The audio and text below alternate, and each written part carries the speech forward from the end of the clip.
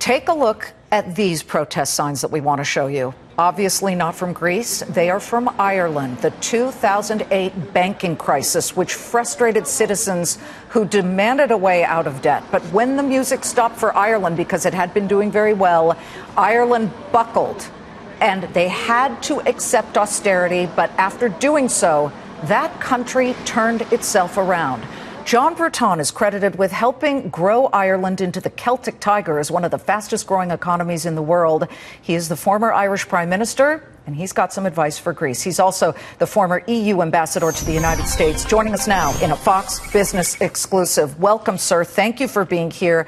Right off the bat, look, the Greeks don't want to write down on their debt. They don't want a haircut. They don't seem serious. If you were the prime minister of that country, what would you do to get through this stalemate and this horrible situation?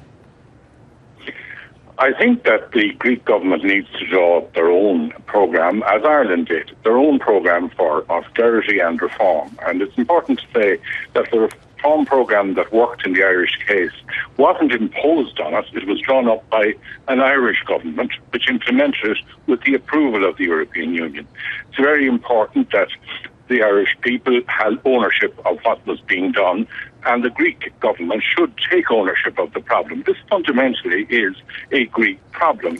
The Greeks borrowed the money, so they have a responsibility to ensure that the money is repaid. They have got help in the form of almost interest-free loans from the rest of Europe, but there's a limit to that because the other 18 countries in the Eurozone all have electorates of their own. They all have pensioners of their own. Many of those pensioners are receiving pensions that are considerably lower than the pensions that are being paid in Greece, and they will help, but to a limited extent. Right. Well, Mr. Prime Minister, the question becomes, if you left it up to Greece, unlike the Irish who said, all right, we are going to take the hit for, the greater good and a long-term solution, they're not serious. They came up with an amateurish move overnight. They brought forth a letter, and we can put up some of what they said they would offer.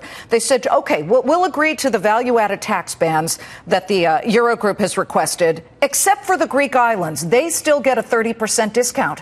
You can't just say that. That's not going to help any situation. They said, OK, we'll raise the retirement age to 67, but not until the year 2022, rather than immediately, which is what the Eurogroup had offered.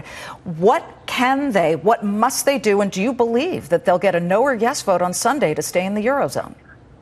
I believe that the Greek government are playing juvenile games at the moment. It's the sort of things that you would expect in a university debating society, rather than in a serious government of a serious state in the developed world. The fact that a referendum was called on a proposal that's no longer on the table because the circumstances have changed as a result of the Greek default, so that proposal is not on the table and is not viable, and yet that's what they're going to vote on, and that's what the Greek government has decided they're going to vote on Sunday. That's completely unrealistic behaviour. It's not the sort of mature, patient, serious staff work that you expect from a government of a developed country. We are very appreciative to have you. And by the way, under your leadership, the Irish economy GDP went from 2.7% to an annual rate of 8.7%. Then, of course, we had the crisis that, of course, was global and triggered everywhere. But John Bruton, it's a pleasure to have you. Thank you. Thank you. Mr. Bruton is the former Prime Minister of Ireland. Okay.